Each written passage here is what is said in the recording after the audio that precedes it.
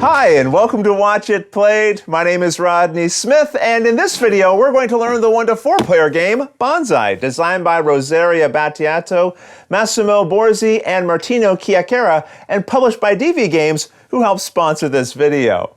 Bonsai is a Japanese term for planting a tree in a container, which, when cared for properly, results in beautiful plants that look just like miniature trees, a practice which began in China and still continues to this day.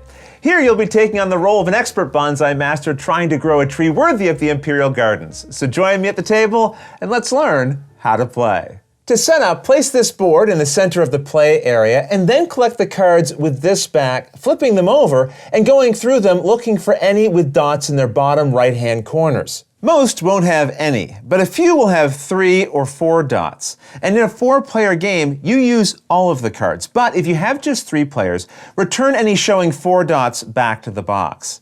If you have 2 players, remove these as well, but we'll assume that we have 3 players. Shuffle the remaining cards into a face-down deck set onto this leftmost space, and then deal the top 4 cards from the deck into the spaces found here to the right. By the board, set the 4 different types of bonsai tiles into what are known as the common supply, and I've organized these into some trays that I have. Now sort these gold tiles into groups of matching colors and randomly pick 3 of the groups to use in your game. Let's say we ended up with the brown, green, and blue ones. You then return the rest to the box. The golds you're using, you'll arrange into rows by their color with values going from lowest to highest. And if you have only 1 or 2 players, you'd return the middle golds of each row back to the box. Each player now collects one of these pots in the color of their choosing, along with one of these seishi starting tiles. You place your tile below your pot, and you also collect one of these summary cards. The oldest person will be the first player, or you can just pick someone randomly. And then,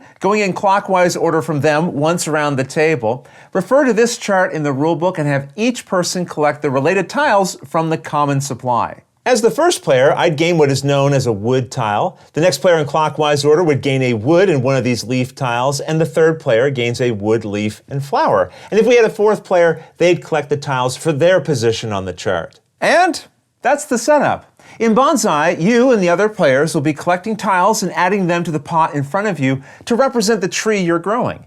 The tiles and how they're arranged will help you earn points, and if your bonsai tree creates the most points by the end of the game, you win.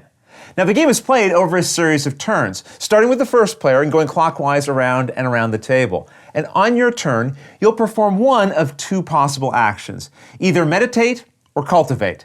So let's start with the meditate action. Here you collect any 1 card in this row, resolving its printed effect. You also resolve any icons printed on the board directly below it. And you can do this in either order. So let's start by explaining the icons that you'll find on the board. Well, you'll notice there are none under this first position, so if you take the card here, you'll have no board icons to resolve. Very easy.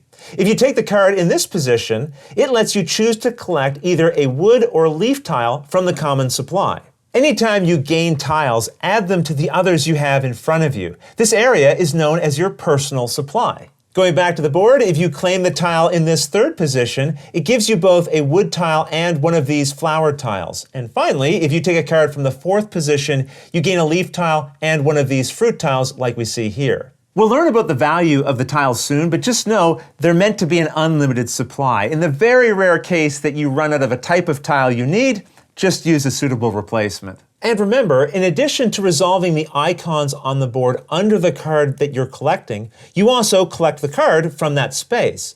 And after a card is taken, slide any to its left over to fill in the gap, and then draw a new card to fill in the empty space here. The card you took from the board needs to be resolved, so let's go through all the types you might find and learn how they work. These are growth cards, which come in 4 varieties, each showing 1 of the 4 types of tiles in their top left-hand corners. Anytime you gain a growth card, set it to the right of your seishi tile.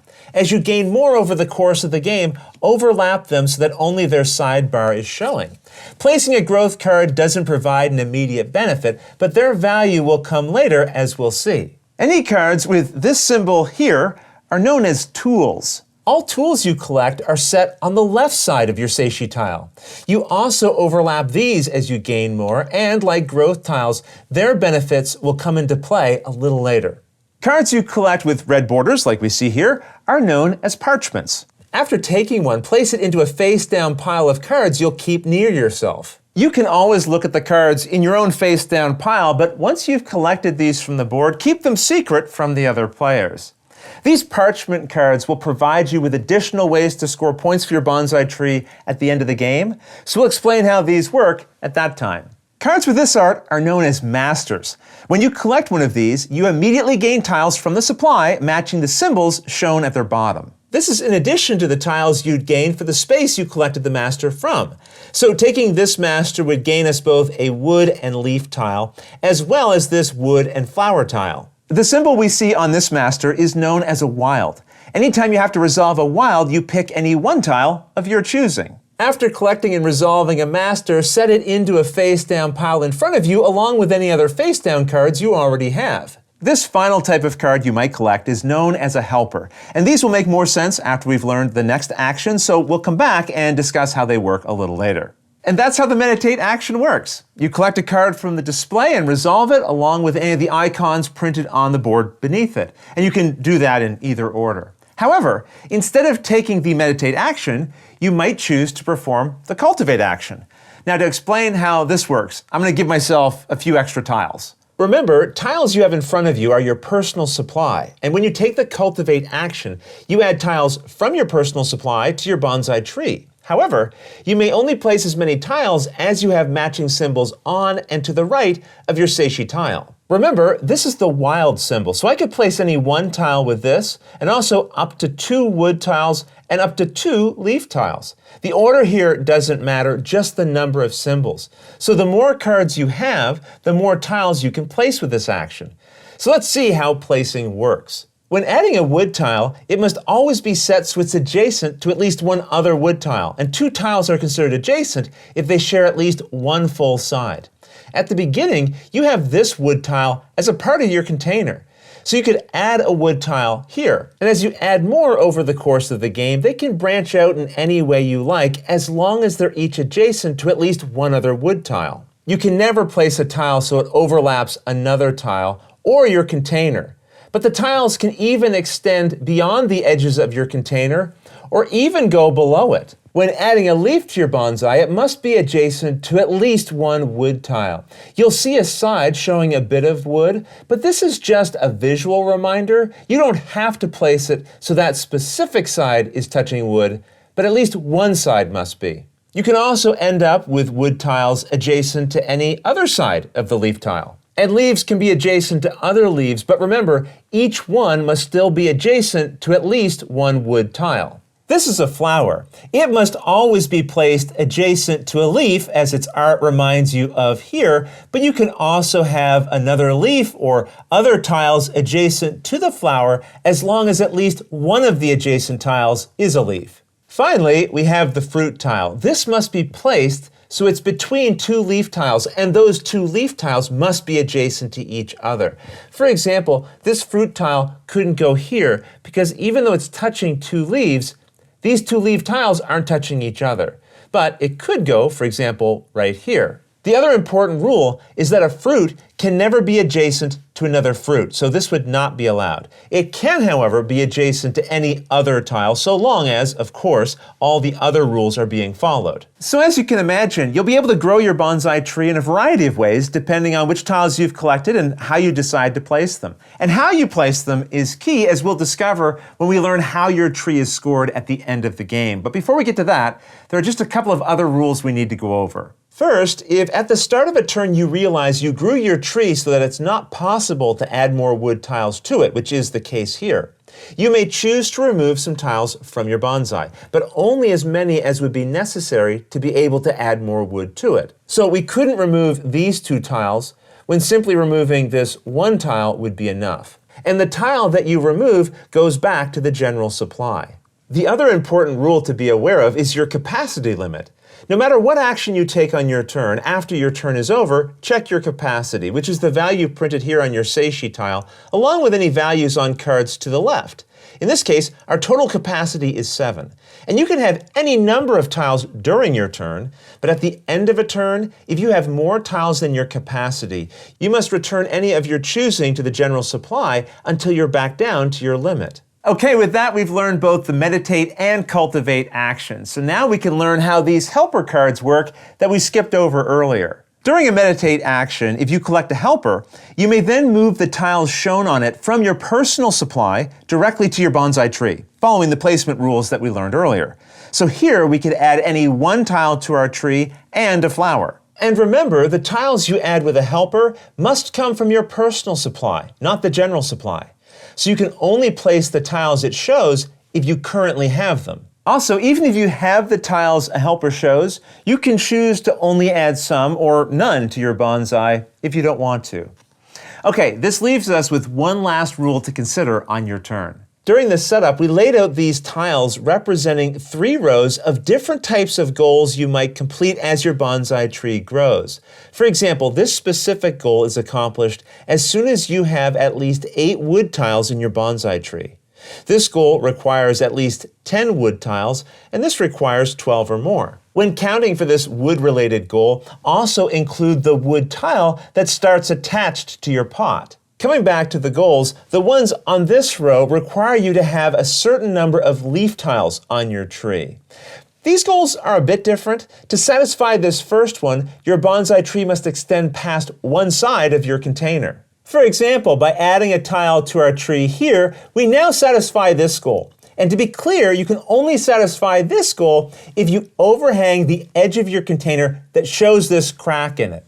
This goal requires that you extend past both sides of your pot with your bonsai tree, so now this would be satisfied. And this final goal is the same, but on at least one side of your tree, you must overhang past the bottom of your container. And at the same time, on the other side, you must extend past it. Just keep in mind, for this goal, it doesn't matter which side is hanging beneath the pot, as long as the other side also extends past its edge. Remember, we're only using 3 of the possible goal groups that come in the game, and you can refer to the back of the rulebook to learn how the others work when they come up in your games. With goals understood, if you finish a turn where your bonsai tree matches or exceeds 1 or more goals in the display, you must choose whether to claim the related goals or renounce them. For example, let's say I satisfied this leaf goal because I had at least 5 leaves on my bonsai tree. I could now claim this goal and collect it, which will be worth 6 points at the end of the game. And once I have taken it, it means no other player can collect it. However, each player can only have at most 1 gold tile from each row. So if on a later turn I had 7 or more leaf tiles on my bonsai tree, I couldn't then collect this goal. These will both remain available for the other players. For this reason, when you satisfy a goal, you can choose to renounce it instead of claiming it. You don't collect the tile, and instead you'll be able to claim one of the harder goals once you satisfy one of them. However, you can't claim a goal you've previously renounced. So, if I satisfy this goal, but choose to renounce it, and later on I'm having trouble satisfying either of these goals, or worse, if my opponents end up claiming both of them before I can't later claim this goal even if I satisfy it since I previously renounced it. Also keep in mind, it's possible to satisfy the conditions of more than 1 goal at a time, and if so, you'll make a decision to claim or renounce each one separately. And with that, you now know all the rules for completing a turn. And after a player has taken their turn, the next player in clockwise order takes their turn. And turns will continue like this until the last card is revealed from the deck. At that point, each player gets 1 more turn, including the one who revealed the last card. And then the game ends, and it's time for final scoring. You can calculate your scores using the included pad, and your summary card will help you with this. For every wood tile that makes up your tree, you score 0 points. Every leaf earns you 3 points, and every flower earns you 1 point for each of its sides that are not touching any other tile. For example, this flower would be worth 1, 2, 3, 4, 5 points, the maximum amount, while this flower would be worth 1, 2, 3, 4 points, and this flower would only be worth 1. Next, for each fruit tile on your bonsai tree, you earn 7 points. And any leftover tiles in your supply that didn't get added to your tree are worth nothing. Now reveal all the face-down cards in your personal pile and add to your score any points provided by parchment cards that you have. Each of these earn you extra points for every tile of the type they show that appears in your tree. For example, this would earn you 2 points for every flower you have, in addition to the points you already scored for your flowers. This parchment earns you 2 points for every growth card you have. I have 4 growth cards, so I'd earn 8 points. This one earns you 2 points for every helper you have, and this earns you 2 points for every master. Finally, earn the points showing on any goal tiles you collected. The player with the most points wins. In the case of a tie, the tied player furthest from the starting player in clockwise order wins. If you'd like to try it, the game also comes with a variant on page 3 of the rulebook, which will help ensure that the parchment cards get revealed during the first half of the game, offering a more controlled experience. There are also rules for solo play that will have you attempting to complete various scenarios. But all of those rules I'll leave for you to discover on your own. Otherwise, that's everything you need to know to play Bonsai. If you have any questions about anything you saw here, feel free to put them in the comments below and I'll gladly answer them as soon as I get a chance. You'll also find forums for discussion, pictures, other videos, and lots more over on the games page at Board Game Geek, and I'll put a link to that in the description below. And if you found this video helpful, please consider giving it a like, subscribing, and clicking that little bell icon so you get notification anytime we post a new video. And if you'd like to support us directly, you can join our Patreon team, which I'll have linked below. But until next time, thanks for watching.